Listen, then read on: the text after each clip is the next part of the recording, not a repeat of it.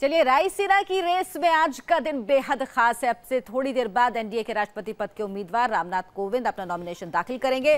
वो इस वक्त संसद भवन पहुंच चुके हैं। संसद भवन की लाइब्रेरी में सबसे पहले वो पहुंचेंगे, जहां पर बीजेपी के नेता मौजूद हैं, एनडीए के बड़े नेता मौजूद हैं, प्रधानमंत्री मौजूद हैं। इसके अलावा अमित शाह जो कि बीजेपी अध्यक्ष हैं वो मौजूद हैं। उनके साथ वो जो महासचिव हैं लोकसभा के सचिव, उनके कमरे तक जाएंगे जहां पर नामांकन दाखिल करेंगे। अब से थोड़ी देर बाद ये पूरी प्रक्रिया शुरू होगी। लेकिन रामनाथ कोविंद संसद भवन पहुंच चुके हैं, एनडीए के राष्ट्रपति पद के उम्मीदवार हैं और थोड़ी देर में अपना नामांकन दाखिल करेंगे। इस दौरान पीएम मोदी, अमित शाह, बीजेपी के तमाम नेता, इसके अलावा एनडीए जो घटक दल हैं उनके भी तमाम बड़े नेता मौजूद रहेंगे। हमारे संवाददाता देवेंद्र पराशर इस वक्त हमारे साथ जुड़े हैं। देवेंद्र, रामनाथ कोविंद पहुंच चुके हैं संसद भवन में, अब आगे क्या प्रक्रिया होगी, कितनी देर में शुरुआत होगी? देखिए, फिलहाल तो वो उन नेताओं से मिल रहे हैं जो कि वहाँ पर इकट्ठा हुए हैं उनके नामांकन के लिए, जिसमें तमाम केंद्रीय मंत्री हैं, बीजेपी के सांसद हैं, बीजेपी संगठन के नेता हैं और साथ ही साथ एनडीए के घटक दल के नेता हैं और बीजेपी शासित राज्यों के कई मुख्यमंत्री भी वहाँ पे मौजूद हैं। और तकरीबन 11:30 के बाद 11:45 के लगभग ये सेक्रेटरी जनरल के कमरे में जाएंगे, जहाँ इन्हें अपना नामांकन दाखिल करना है। नामांकन के सेट की बात करें तो 4 सेट तैयार किया गया है, जिसमें प्रस्तावक और अनुमोदक दोनों को अगर मिला दें तो कुल 480 हो जाते हैं। पहले सेट की बात करें तो उसमें प्रमुख प्रस्तावक है प्रधानमंत्री नरेंद्र मोदी, जबकि अनुमोदक राजनाथ सिंह। दूसरे सेट की बात करें तो प्रमुख प्रस्तावक उसमें अमित शाह हैं, जबकि जो अनुमोदक हैं वो अरुण जेटली हैं।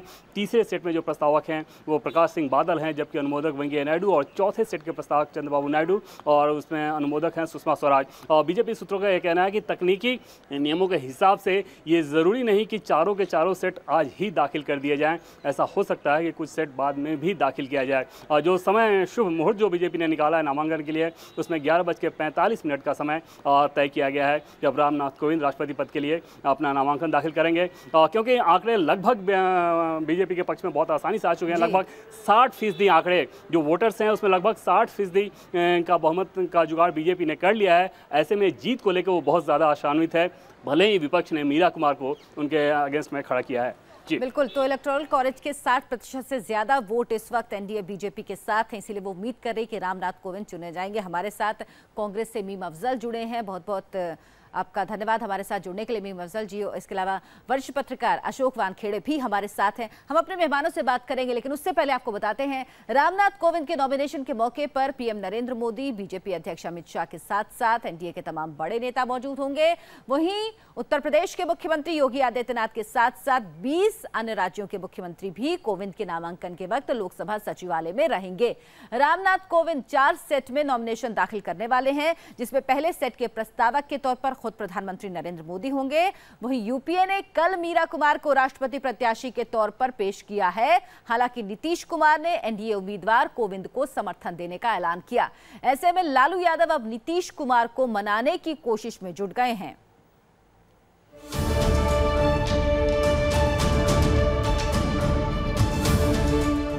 Also proud to say that the second candidate for presidency of और हम केस पर विचार करिए, ऐतिहासिक भूल नहीं करना चाहिए।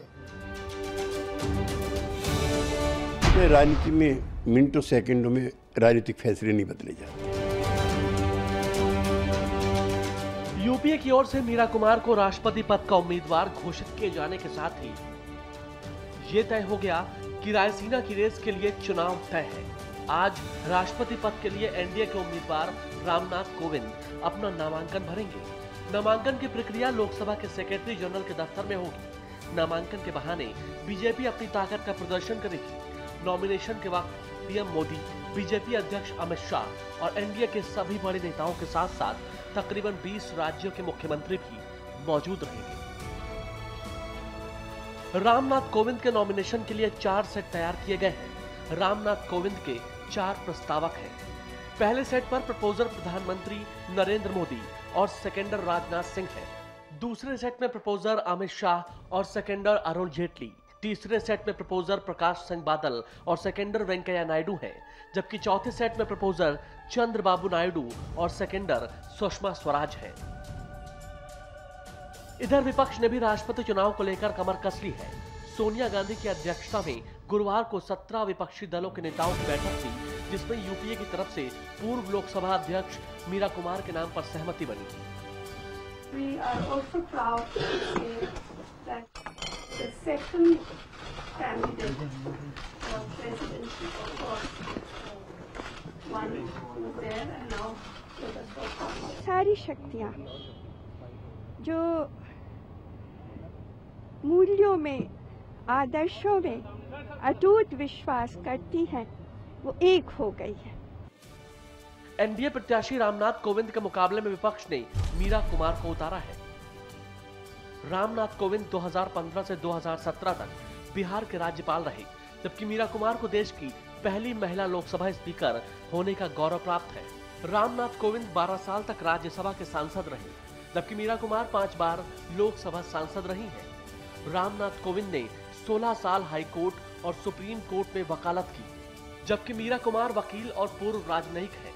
रामनाथ कोविंद बीजेपी दलित मोर्चा के अध्यक्ष रहे हैं, जबकि मीरा कुमार यूपीए 1 में केंद्रीय सामाजिक न्याय मंत्री रही।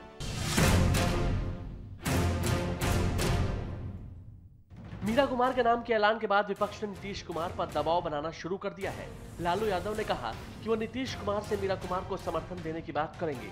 आज शाम होने वाली इफ्तार पार्टी में लालू नीतीश से इसी सिलसिले में बात भी करने वाले हैं, जबकि नीतीश कुमार पहले ही रामनाथ कोविंद को समर्थन का ऐलान कर चुके हैं। चलिए अब हम आपको बताते हैं कि रामनाथ कोविंद के पास कितने इलेक्टोरल वोट्स हैं और इसके अलावा मीरा कुमार के पास कितने वोट हैं, कितने वोट किसको हासिल हैं और किस तरह से ये वोटिंग की जाती है, ये हम आपको जरा समझाने की इस वक्त कोशिश करते हैं। बीजेपी के जो अपने वोट हैं वो 40% वोट बीजेपी के अपने हैं जो कोविंद के पक्ष में हैं। AIADMK भी बीजेपी के साथ है, 5% वोट उसके हैं। टीडीपी ने भी बीजेपी का साथ देने की बात कही है, 3% वोट इसके भी कोविंद को जाएंगे। इसके अलावा जेडीयू जिसको मनाने की कोशिश लगातार नीतीश कुमार को कर रहे हैं लालू प्रसाद यादव, उनके 2% वोट भी जाएंगे कोविंद को। टीआरएस भी कोविंद के साथ है, 2% वोट उनके हैं। बीजेडी को भी मनाने में बीजेपी कामयाब रही और 3% वोट मिलेंगे कोविंद को। शिवसेना जो नानुकुर कर रही थी, अभी भी वो कई नानुकुर कर रही, लेकिन उसके बावजूद भी उसके वोट कोविंद को ही पड़ने वाले हैं। इसके अलावा एनडीए में जो अन्य दल शामिल हैं उनके 3% वोट हैं जो कोविंद के पक्ष में जाएंगे। अगर ये पूरा हम कैलकुलेशन करें तो कुल वोट 60% हो जाते हैं, जो कि जीत के लिए काफी हैं कोविंद की। अब बताते हैं कि मीरा कुमार के पास कितने वोट है। कांग्रेस के अपने 15% वोट हैं, डीएमके के 2% वोट भी मीरा कुमार के पक्ष में ही जाएंगे। टीएमसी के 6% वोट हैं, यानी ममता बनर्जी पहले ही साफ कर चुकी थी कि वो बीजेपी के कैंडिडेट के साथ नहीं जाएंगी। आरजेडी के 2% वोट भी मीरा कुमार को ही पड़ने वाले हैं। समाजवादी पार्टी के 2% वोट भी मीरा कुमार के पक्ष में जाएंगे। लेफ्ट के 3% वोट हैं जो मीरा कुमार को पास जाएंगे। इसके अलावा यूपीए में शामिल जो अन्य दल हैं उनके 1% वोट हैं, ये भी मीरा कुमार के पक्ष में जाएंगे। अन्य और अगर निर्दलियों की बात करें तो 9% वोट अन्य और निर्दलियों के हैं और ये कुल मिलाकर 60% वोट होते हैं मीरा कुमार के पास। यानी अगर वोटों के प्रतिशत के हिसाब से भी देखें तो एनडीए के उम्मीदवार का पलड़ा, कोविंद का पलड़ा कहीं भारी है मीरा कुमार के पलड़े से।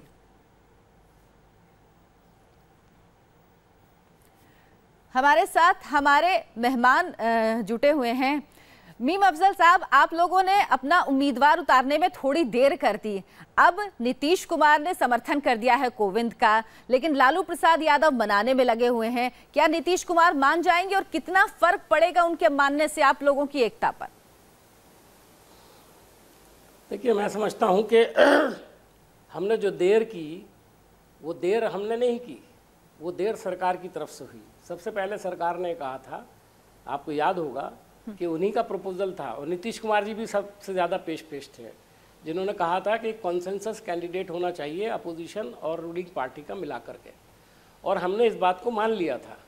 और सरकार ने अपनी ही तरफ से 3 आदमियों की कमेटी का गठन किया था, 3 लीडरों की, और उन्होंने आकर के अपोजिशन से मुलाकात भी की थी। लेकिन मुलाकात करते वक्त उनके पास कोई नाम नहीं था। वो शायद ये जानना चाहते थे कि हमारा कोई नाम है तो वो बताएं। तो हमने कहा कि चूँकि प्रपोजल आपका है और आपकी मेन पार्टी है और आप रूलिंग पार्टी हैं, इसलिए आप अपनी तरफ से कुछ नाम दीजिए ताकि हम उस पर गौर करें। मुमकिन है तो इलेक्शन की ज़रूरत ही ना पड़े और कॉन्सेंसस हो जाए। सरकार ने उस पर संजीदगी से गौर करने की बजाय अपनी तरफ से एक नाम जो है उसका ऐलान कर दिया गोया जो उसूली तौर पर उन्होंने बात की थी वो उससे मुकर गए और उन्होंने एक ऐलान कर दिया जिस पर कोई कंसेंसस बनाने की बात भी नहीं कही। उन्होंने कह दिया कि बस लेकिन हमने इस नाम का ऐलान तो जाहिर है प्रेस में या लोगों के सामने करने से पहले ये भी बात कही गई सरकार की तरफ से कि फोन किया गया था आपकी पार्टी के अध्यक्ष को, आपकी पार्टी के अध्यक्ष को फोन किया गया, बाकी पार्टी को भी बताया गया, कॉन्फिडेंस में लिया गया कि ये हमारा नाम है। नहीं, वो नाम ऐलान करने के बाद सोनिया जी को फोन किया, वो ऐलान करने के बाद किया था और नाम बताया गया था कि हमने ये ऐलान किया है जी। ऐसा नहीं है कि उनसे कोई मशवरा करने, देखिए ये मशवरे की बात थी। चलिए आप लोगों को इस बात का एतराज है कि विपक्ष को क्यों कॉन्फिडेंस में नहीं लिया, हमसे क्यों चर्चा नहीं की, हमें सिर्फ एक नाम बता दिया और इसी बात का एतराज था आप लोगों को और आपने मीरा कुमार को अपने उम्मीदवार के तौर पर उतारा है। हमारे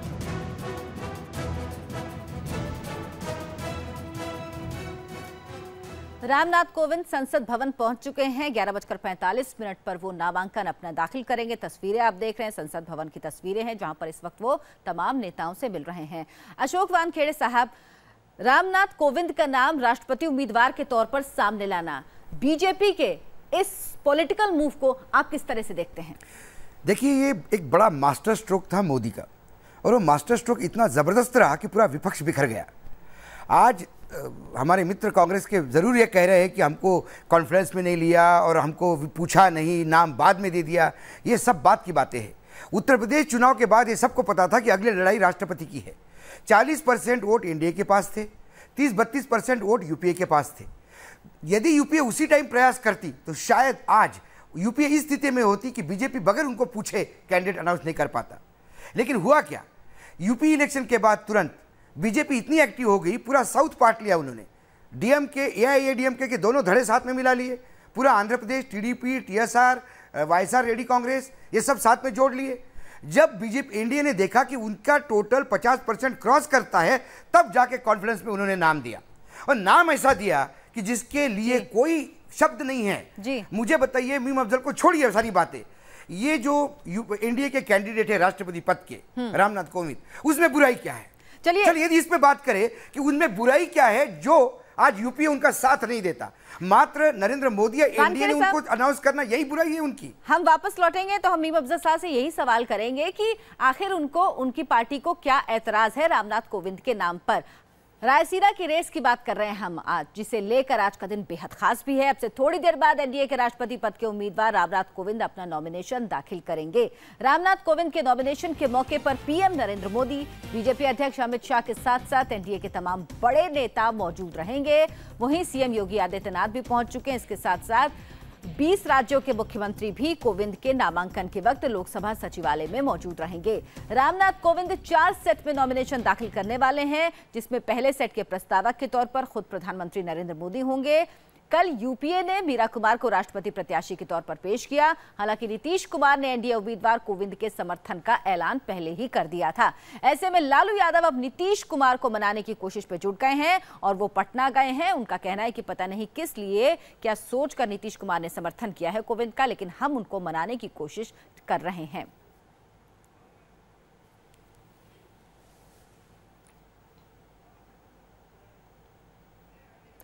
तो राष्ट्रपति के नामांकन के लिए रामनाथ कोविंद पहुंच चुके हैं। इस वक्त वो संसद भवन में मौजूद हैं, जहां बीजेपी के तमाम बड़े नेता हैं। इसके अलावा एनडीए के जो नेता हैं वो भी वहां पर मौजूद हैं। बीजेपी अध्यक्ष अमित शाह मौजूद हैं। इन सबसे वो मुलाकात कर रहे हैं। अब से कुछ देर बाद वो पहुंचेंगे लोकसभा महासचिव के कमरे में, जहां वो अपना नामांकन दाखिल करेंगे। हमारे साथ हमारे तमाम मेहमान इस वक्त जुड़े हुए हैं। मीम अफजल साहब, ब्रेक के पहले हम बात कर रहे थे कि आखिर रामनाथ कोविंद के नाम पर एतराज क्या है आप लोगों को? देखिए, तो पहले दिन ही गुलाम नबी आज़ाद साहब ने जब प्रेस कॉन्फ्रेंस की थी, उसके अंदर साफ तौर पर ये बात कह दी थी कि हमें नाम पर कोई एतराज़ नहीं है और ना ही हम उसके मेरिट्स और डीमेरिट्स का कोई जिक्र करेंगे, और अभी तक हमने नहीं किया। आज भी हमने कभी भी रामनाथ कोविंद जी के बारे में एक लफ्ज़ भी ऐसा नहीं बोला जिससे यह शुबा हो कि हम उनके राष्ट्रपति पद के लायक होने पर कोई जो है चुनाव कोई चिन्ह लगा रहे हैं। ऐसा बिल्कुल नहीं है। ये बुनियादी बात है उसूल की, और उसूल की बात यह है कि जब सरकार ने कहा कि हम एक कॉन्सेंसस कैंडिडेट लाना चाहते हैं और कॉन्सेंसस बनाने से पहले ही उन्होंने नाम का ऐलान कर दिया, तो उन्होंने अपोजिशन को एक तरह से ढकेल दिया इस तरफ कि वो भी अपना उम्मीदवार खड़ा करें। और दूसरी बात थी, इसके अंदर एक आइडियोलॉजी की भी बात है। इसके बावजूद कि हमने कहा था कि हम कॉन्सेंसस, लेकिन हमने कुछ बातें कही थी जो सभी लोगों ने दिखाया कि भाई वो हार्डकोर आरएसएस से ना हो, सेकुलर नज़रियात के हों, कॉन्स्टिट्यूशन की समझ हो। उसमें एक जो क्राइटेरिया है वो आरएसएस वाला, वो तो कम से कम पूरा नहीं होता है इनके ऊपर। चलिए, हमें इस पर कोई एतराज नहीं है, उनका राइट है, ये उनका राइट है। इन दो बातों पर ये कहना मैं जवाब कि चूंकि उनके पास मेजॉरिटी है तो हमको सपोर्ट कर देना चाहिए था, ये गलत है। मतलब आपके दो एतराज हैं, देना गलत है। आपके दो एतराज हैं। अफजल साहब, आपके दो एतराज है, एक कंसेंसस नहीं बनाया, दूसरा उनका आरएसएस का बैकग्राउंड है, इसको लेकर आप लोगों को एतराज है। वानखेड़े साहब, इसका जवाब मैं आपसे लूंगी, लेकिन उससे पहले सुना देते हैं लालू प्रसाद यादव ने पटना जाने से पहले क्या कहा है। नीतीश कुमार जी ने पता नहीं क्यों क्या निर्णय लिया, क्या है, हम उनसे अपील करेंगे, बताएंगे, समझाएंगे कि गलती हो गई आपसे। जदयू से जदयू लगातार कहा कि भाई जो सबकी राय होगी वही हम लोग करेंगे, ये बीच में क्या खटपट हो गया है क्या आप लोगों से, तो हम जा रहे हैं पटना, हम बताएंगे, समझाएंगे कि भाई आप पुनर्विचार करिए इस मामले में। गठबंधन के सरकार को हम तोड़ेंगे नहीं ना, हम नहीं तोड़ने वाले हैं गठबंधन के सरकार। गठबंधन की सरकार अपना चले, लेकिन हम तो अपील करेंगे, बार बार अपील करेंगे इन चीजों से। अलग राय अगर उन लोगों ने दिया है तो इस पर हम बार बार देश हित में हम अपील करते रहेंगे। बिल्कुल, तो लालू यादव बहुत ज्यादा परेशान है। उनका कहना है कि वो चाहते हैं कि नीतीश उनके कैंडिडेट को ही वोट करे, लेकिन नीतीश कुमार पहले ही ऐलान कर चुके हैं। वानखेड़े साहब, बीब अफजल साहब का एतराज आपने सुना, उनको उनके नाम पर कोई एतराज नहीं। उनका कहना है कि कंसेंसस नहीं बनाए, जो सरकार को करना चाहिए था, सरकार का काम होता है। इसके अलावा आरएसएस का बैकग्राउंड होने से उनको बेहद एतराज है। सवाल है सबसे पहले आरएसएस का। रामनाथ कोविंद कभी प्रचारक रहे नहीं, उनका शाखा में जाने का कोई रिकॉर्ड नहीं है। मात्र कोई भारतीय जनता पार्टी की विचारधारा से जुड़ता है तो उसको संघी नहीं कहा जा सकता। सुषमा स्वराज कभी संघ में रही नहीं है, लेकिन आज भारतीय जनता पार्टी की बड़ी नेता है और संघ से इतना परहेज है, तो गुजरात में वाघेला जी को सर पे लेके क्यों कांग्रेस घूम रही है? सवाल ये है, आप सुविधा के हिसाब से विचार मत बदलिए। और रही कंसेंसस की बात, कांग्रेस किस मुंह से कंसेंसस की बात करती है?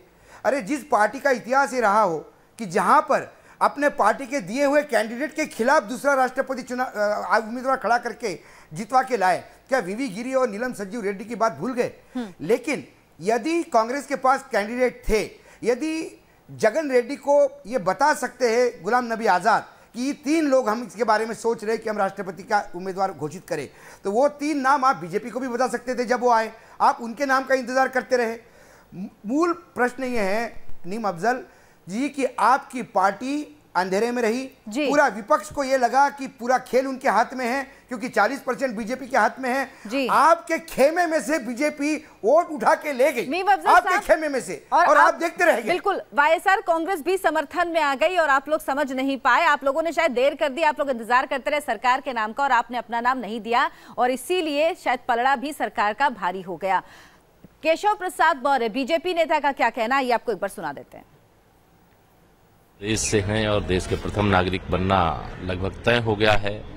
जो औपचारिकताएं हैं वो पूर्ण होने जा रही हैं। आज नामांकन हो जाएगा और बहुत जल्द ही पहली बार उत्तर प्रदेश को राष्ट्रपति का पद भी मिलेगा। देश के प्रधानमंत्री उत्तर प्रदेश से हैं, देश के राष्ट्रपति भी यूपी से होंगे।